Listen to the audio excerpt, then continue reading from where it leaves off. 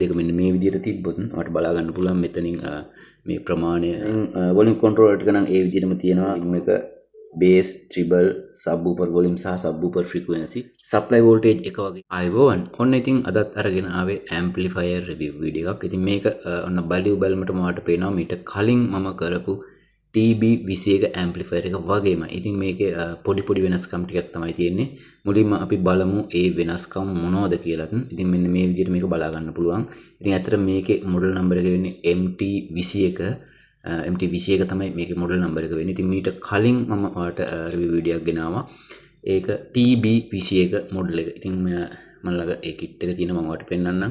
මෙන්න මේ විදිහට TB21 ඔයාලට බලා ගන්න පුළුවන්. TB21 බැලුමට අපට තරමක් ප්‍රමාණයෙන් විශාලයි MT21ට වඩා. මම දැන් මේ දෙක මෙන්න මේ විදිහට තිබ්බොත් ඔයාලට බලා ගන්න පුළුවන් මෙතනින් මේ ප්‍රමාණය බොහොම පොඩි මේක. ඒ වගේම ඔයාලට හීට් සින්ක් එකත් බලා ගන්න පුළුවන්.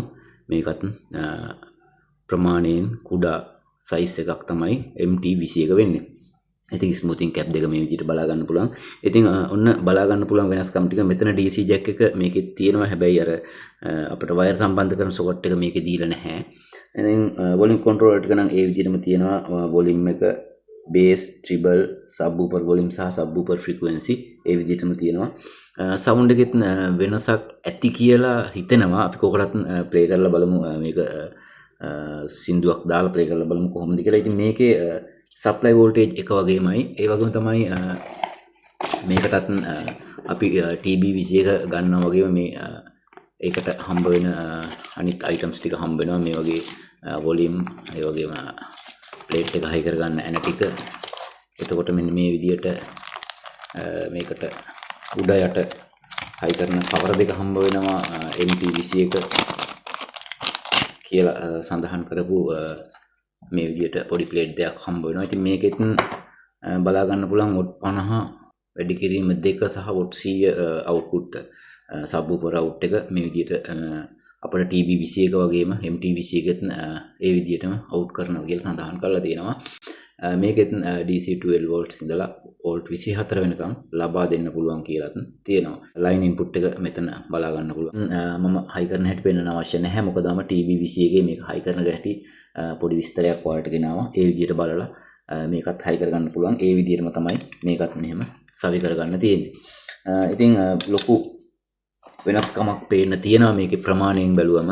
හැබැයි සවුන්ඩ් ක්වොලිටි නම් කොහොමද කියන දන්නේ අපි චෙක් කරලා බලමු.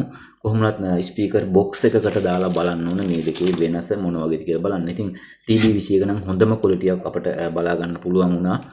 අපි චෙක් කරලා බලද්දි මතක ඇති. ඉතින් මේක මම දැන් සෙට් කරගන්නවා. සෙට් කරලා බලමු අපි කොහොමද MT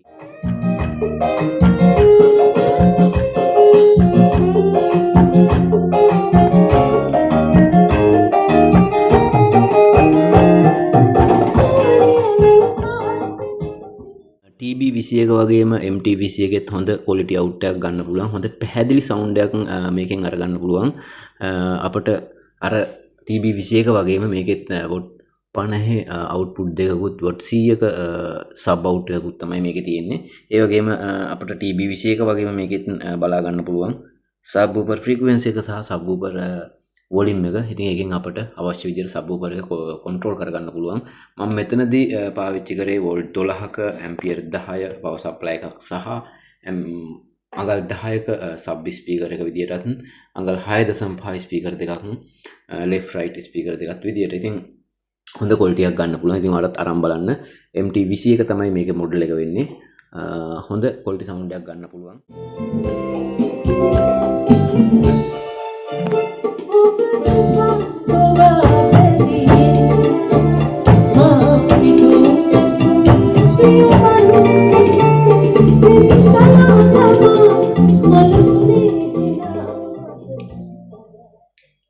හොඳයි.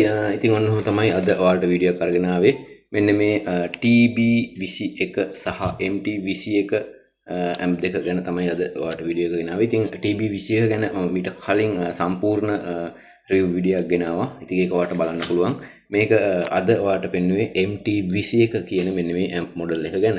ඉතින් ඔයාලට පුළුවන් මේක ගැන හැමදේම ඔයාලට කමෙන්ට් සෙක්ෂන් එකේ කමෙන්ට් එකක් දාන්න. ඒ වගේම වීඩියෝ හොඳයි කියලා හිතුණා නම් තව කෙනෙකුට බලන්න ෂෙයා කරන්න.